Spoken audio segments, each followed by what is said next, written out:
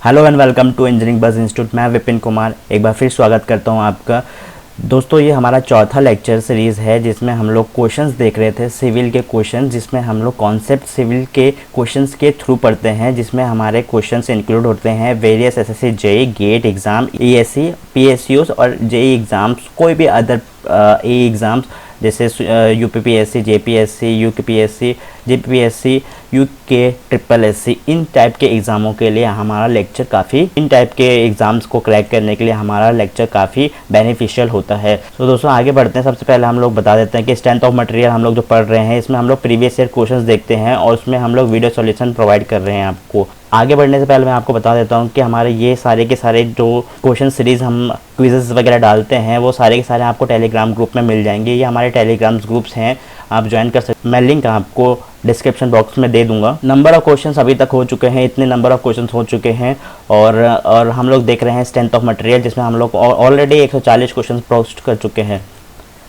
आज चौथा दिन है, 1 जून है और सोम के क्विजेस का सॉल्यूशन हम लेके आए हैं। रात के 11 बज गए हैं। चलिए दोस्तों, पहला क्वेश्चन देखते हैं। सबसे पहला इसमें दे रखा है आपको, the percentage elongation of the piece under tension indicate its brittleness, malleability, stiffness, ductility. ऐसा चीज़ें 2009 में क्वेश्चन पूछा गया है। देखिए, टेंशन हो रहा है और टेंशन की वजह से अगर इलोंगेशन हो रहा है तो उसमें सिंपल सी बात है, आपका डक्टिलिटी प्रॉपर्टी की वजह से ही होगा। मैं कल बात कर चुका था ऑलरेडी, एसएससी, जेईई और गेट में ये रिपीटेड क्वेश्चंस रहते हैं, तो आपको मैंने ऑलरेडी एक्सप्लेन कर दिया है। इन सब की डेफिनेशन भी ऑलरेडी एक्सप्लेन कर दिया है। स्टिफनेस नहीं आपको बताया, तो मैं आपको स्टिफनेस बता देता हूँ आपको। ये होता है आपका resistance of an elastic body to deflection or deformation by an applied force। अगर हम कोई भी फोर्स लगाते हैं, कोई भी बॉडी है हमारी, हमने यहाँ पे फोर्स लगाया, अगर इसको हम स्टिफ कब बोलेंगे, ये स्टिफ कब है, जब ये एक अंदर से ही खुद अपना रेजिस्टेंस देगा कि ये यहाँ से मूव ना हो, यहाँ से ये हिले ना, तो ये हम बोल देंगे कि ये स्टिफ बॉडी है। इसीलिए स्टिफनेस की डेफिनेशन भी इसी से बनती है कि the resistance of an elastic body to deflection, deformation by an applied force. Ductility of which of the following is maximum. Ductility किसकी ज़्यादा होगी वो हम लोग देख लेते हैं। तो माइल्ड स्टील की ज़्यादा होगी, कास्ट आयरन की होगी, रॉट आयरन की होगी या पिग आयरन की होगी। एसएससी जेईई 2010 में और जेईई के लिए बहुत इंपॉर्टेंट और बहुत ज़्यादा इंपॉर्टेंट टॉपिक रहेगा ये। तो इसमें हम लोग देख लेते हैं। सबसे पहले आप अगर माइल्ड स्टील की बात करते हैं तो माइल्ड स्टील में सबसे पहले आप ये समझिए कि कार्बन कंटेंट जितना ज़्यादा होगा उतना ही आपका जो डक्टिलिटी प्रॉपर्टी होगी वो डिक्रीज़ करती है। कार्बन जितना ज़्यादा होगा, डक्टिलिटी उतना ज़्यादा कम होगा, यानी कि ब्रिटलनेस बढ़ जाएगी। अब देखिए, माइल्ड स्टील की मैं बात करता हूँ। माइल्ड स्टील में आपका कार्बन कंटेंट लेस देन 0.3% होता है। और आगे हम लोग बात करते हैं, सपोज़ कास्ट आयरन की बात करते हैं, तो कास्ट आयरन में आपका यही परसेंटेज, कार्बन परसेंटेज, ये हमारा कार्बन परसेंटेज है, तो कार्बन परसेंटेज 2 से लेके 5% के आसपास रहता है। तीसरा हम लोग बात करते हैं रॉट आयरन के केस में। तो रॉट आयरन के केस में आपका ये बहुत कम होता है, लगभग 0.08% से भी कम।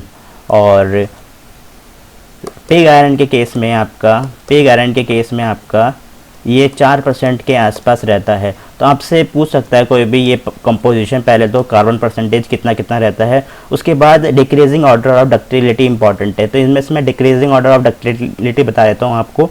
तो वो क्या होगा, तो डिक्रीजिंग ऑर्डर ऑफ डक्टिलिटी आपका क्या होगा, वो यहाँ पे मैं लिख देता हूँ।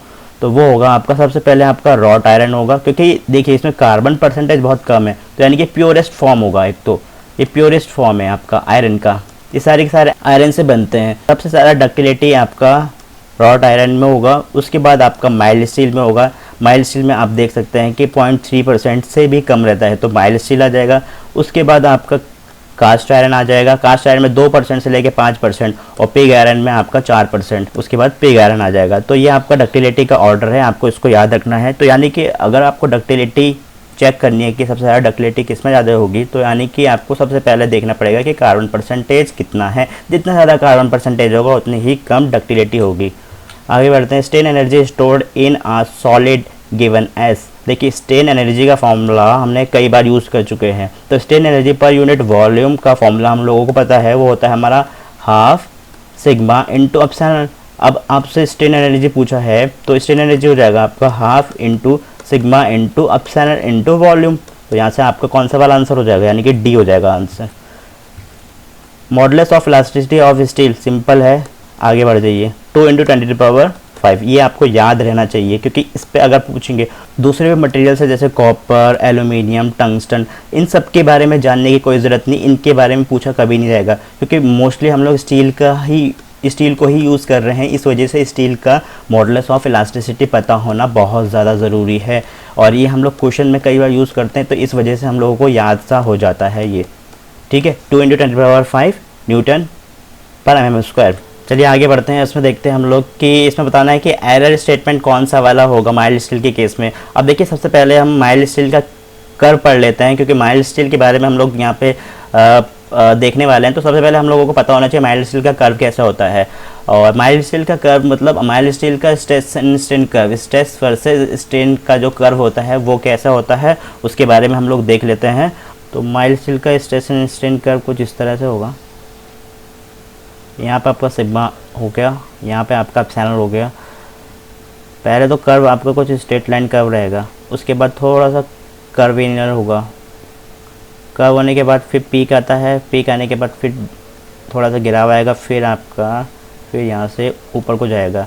अब देखिए यहाँ पे अलग अलग पॉइंट्स होते हैं। यहाँ पे ये वाला पॉइंट होता है इसको प्रोपोर्शनैलिटी लिमिट बोलते हैं। उसके बाद यहाँ पे एक पॉइंट आता है उसको हम लोग इलास्टिक लिमिट बोलते हैं। ये होता है आपका अपर यील्ड पॉइंट या लिमिट, ये इसको बोलते हैं हम लोअर यील्ड लिमिट या पॉइंट। उसके बाद यहाँ से लेकर यहाँ तक पीक तक आपका स्ट्रेन हार्डनिंग होगा, पीक तक आपका स्ट्रेन हार्डनिंग होगा। उसके बाद आपका यहाँ से नेकिंग स्टार्ट हो जाता है, जहाँ तक जाएगा वो नेकिंग होगा, ये आपका नेकिंग एरिया होगा। उसके बाद यहाँ पर फ्रैक्चर कर जाएगा, फिर टूट जाएगा आपका। तो ठीक है, कुछ इस टाइप से हम लोगों ने माइल्ड स्टील का कर्व देख लिया है। अब हम लोग इसमें समझते हैं कि हमसे क्या पूछा था वो देख लेते हैं पहले। तो हमसे ये पूछा था कि आइडेंटिफाई द एरर वाला स्टेटमेंट हमको बताना है। तो इसमें पूछ रखा है कि हैज़ 2 यील्ड पॉइंट। येस, मैंने आपको बता दिया है कि 2 यील्ड पॉइंट रहता है वहाँ पे, आप यहाँ पे देख भी सकते हैं। एक ये वाला यील्ड पॉइंट हो गया और एक ये वाला यील्ड पॉइंट हो गया। उसके बाद ductile material, definitely ductile material क्योंकि इसमें स्ट्रेन हार्डनिंग शो हो रहा है। स्ट्रेन हार्डनिंग जिसमें भी शो होगा वो डक्टाइल मटेरियल होता है। तो जिसमें भी स्ट्रेन हार्डनिंग शो होगा वो हमारा डक्टाइल मटेरियल होगा। तो ये हमारा डक्टाइल हो जाएगा, यहाँ पे स्ट्रेन हार्डनिंग दिख रहा है इस केस में।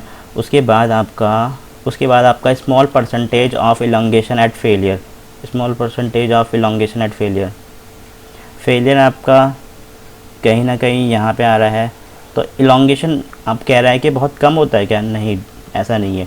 ये यहाँ से देखिए बहुत लंबा इलॉन्गेशन देखने को मिलता है। इसमें इलॉन्गेशन का जो लिमिट रहती है जनरली 20% से लेके 30% के आसपास यहाँ पे इलॉन्गेट कर जाता है टूटने से पहले, ठीक है।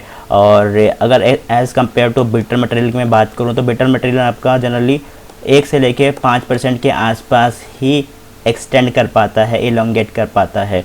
तो आपका फ्रैक्चर से पहले पूछ रहा है कि उन्होंने कहा कि स्मॉल परसेंटेज ऑफ इलॉन्गेशन, लेकिन ऐसा नहीं है, यहाँ पे हमारा लार्ज परसेंटेज होता है। इसलिए ये हमारा गलत स्टेटमेंट है और हमारा इस क्वेश्चन के लिए ये वाला सही माना जाएगा क्योंकि हमें एरर वाला बताना है, तो एरर इसमें है।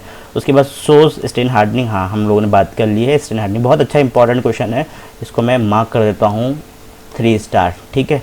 और SSC JEE में क्वेश्चन आया है 2011 में।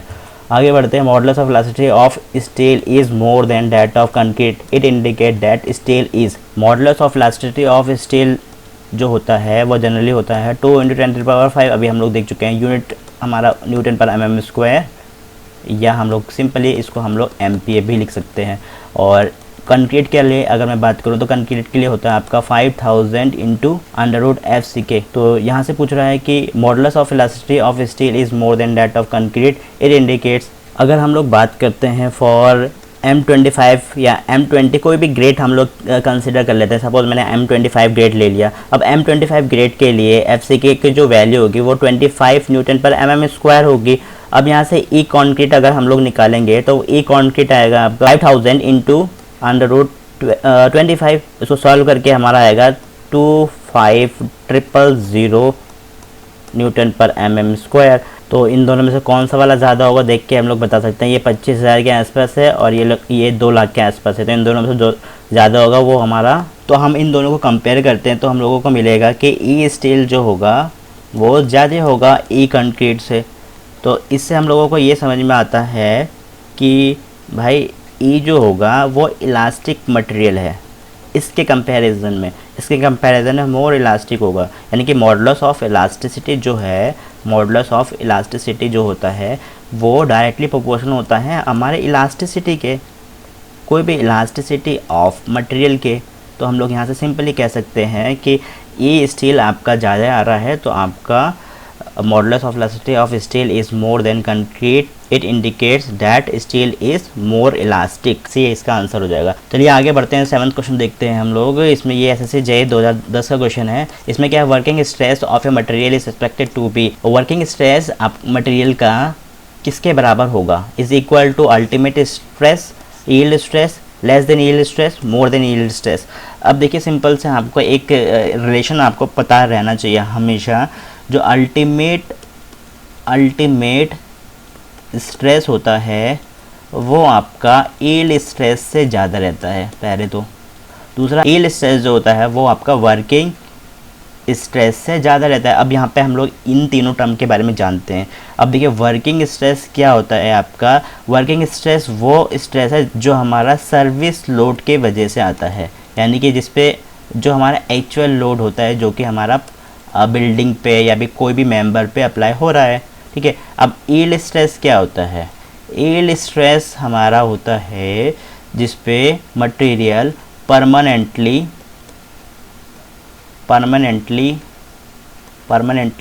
डिफॉर्म कर जाता है, ठीक है, परमानेंटली डिफॉर्म कर जाता है, उसको हम लोग बोलते हैं यील्ड स्ट्रेस। अल्टीमेट स्ट्रेस क्या होता है, इसका दूसरा नाम होता है अलाउेबल स्ट्रेस। अलाउेबल स्ट्रेस क्या होता है, यह आपका मैक्सिमम हो जाता है, मैक्सिमम स्ट्रेस, ठीक है, मैक्सिमम स्ट्रेस। इस स्ट्रेस पे क्या होता है, आप जो भी मेंबर रहता है आपका वो फ्रैक्चर कर जाता है। यानी कोई भी मटेरियल होगा वो फ्रैक्चर कर जाएगा अगर अल्टीमेट स्ट्रेस को वो टच कर जाता है तो यहाँ से मैंने सिंपल सी डेफिनेशन आपको बता दी है सबकी। और उसमें सबसे पहले हम लोग देख लेते हैं कि आपसे पूछा है वर्किंग स्ट्रेस जो होगा, वर्किंग स्ट्रेस यानी कि ये है वो आपका इनमें से किससे रिलेट करता है वो चेक कर लेते हैं हम लोग। इक्वल टू अल्टीमेट स्ट्रेस नहीं होगा, इक्वल टू यील्ड स्ट्रेस बिल्कुल भी नहीं होगा, less than yield stress, less than yield stress है क्या भाई, हाँ बिल्कुल हो सकता है। तो लेस देन यील्ड से आगे देख लेते हैं, मोर देन यील्ड स्ट्रेस ना, मोर देन यील्ड स्ट्रेस नहीं है, मोर देन यील्ड स्ट्रेस हमारा अल्टीमेट स्ट्रेस है, ठीक है। तो यहाँ से हमारा सी वाला आंसर हो जाएगा इसका। आगे बढ़ते हैं, material is called ductile if it has little plastic elongation range, long plastic elongation range could be hammered into a very thin sheet, shows large elastic strain। इसमें हम लोग सबसे पहले तो अपना कॉन्सेप्ट क्लियर कर लेते हैं कि क्या था। हम लोग डक्टाइल के बारे में कई बार पढ़ चुके हैं, अभी 4 ही लेक्चर हुआ है, 4 लेक्चर में लगभग 4 से 5 बार हम लोग डक्टाइल के ऊपर बात कर चुके हैं। तो डक्टाइल में क्या रहता है, has long plastic elongation range, plastic range बहुत ज़्यादा रहता है। प्लास्टिक रेंज कैसे समझ सकते हैं, जैसे माइल्ड स्टील का हम लोगों ने कर्व देखा था, कुछ इस टाइप से कर्व आया था इसका। तो जो प्लास्टिक रेंज रहता है वो ये वाला प्लास्टिक रेंज हो गया, ये वाला जो रेंज रहता है इसको हम लोग प्लास्टिक रेंज कहते हैं। और इसके बाद वाला आपका स्ट्रेन हार्डनिंग, फिर आपका नेकिंग, फिर फ्रैक्चर आता है आपका, तो उस पर हम लोग नहीं जाते। हम लोग ये वाला जो रेंज है वो प्लास्टिक रेंज है। तो प्लास्टिक रेंज हमेशा डक्टाइल मटेरियल में बहुत ज़्यादा रहता है। तो यहाँ से हम लोग कह सकते हैं कि has long plastic elongation range. आगे बढ़ते हैं, 9वां क्वेश्चन देखते हैं जो कि SSC 2011 में पूछा गया है, the ratio of normal stress to the volumetric strain. ये भी क्वेश्चन हम लोग देख चुके हैं, normal stress upon volumetric strain जो होता है वो हमारा के बराबर होता है। के हमारा होता है bulk modulus of elasticity. Young's modulus मैंने आपको बताया था normal stress upon normal strain. Modulus of rigidity आपको बताया था मैंने shear stress upon shear strain. ये आपका यहाँ पे शेयर होता है, ठीक है। ये आपका यहाँ पे n मतलब नॉर्मल हो गया। बस आगे बढ़ते हैं। उसके बाद 10th क्वेश्चन, लास्ट क्वेश्चन देखते हैं आज का। The ability of a material to absorb strain energy till elastic limit is known as resilience.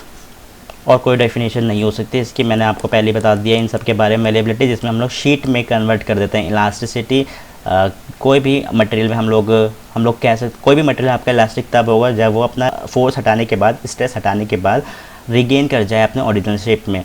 और डक्टिलिटी आपका वायर बनाने की प्रॉपर्टी को कहते हैं, मतलब वो थिन और क्रॉस सेक्शन में कन्वर्ट हो जाए, उसी को हम लोग डक्टिलिटी बोलते हैं। रेजिलियंस क्या होगा कि the ability of a material to observe strain energy till elastic limit. ये भी हम लोग ऑलरेडी देख चुके हैं, जिसमें हम लोगों ने MOR पढ़ा था। दोस्तों आप हमेशा हमारा चैनल जो देख रहे हैं उसमें आप वीडियोस पूरी देख लेते हैं लेकिन सब्सक्राइब नहीं करते हैं, तो डू सब्सक्राइब प्लीज़। सब्सक्राइब करिए, लाइक करिए, कमेंट तब करिए। मैं कमेंट के लिए नहीं बोलता हूँ क्योंकि लिखने में थोड़ा टाइम ख़राब हो जाता है। इससे अच्छा आप पढ़ाई कर लेंगे, 10-12 क्वेश्चन सॉल्व कर लेंगे। तो इसमें क्या करिए, जब आपको डाउट आता है या आपको बहुत अच्छा लगता है लेक्चर कि हम लोग अच्छा काम कर रहे हैं, तो फिर उसके लिए हम लोगों को अच्छा लगता है कि हमें कमेंट्स मिल रहे हैं, तो आप कमेंट्स में भी हम लोगों को लिख सकते हैं हमारा जो भी हमारा काम होता है। बाकी हम लोगों को कुछ नहीं चाहिए। Thank you for watching this video.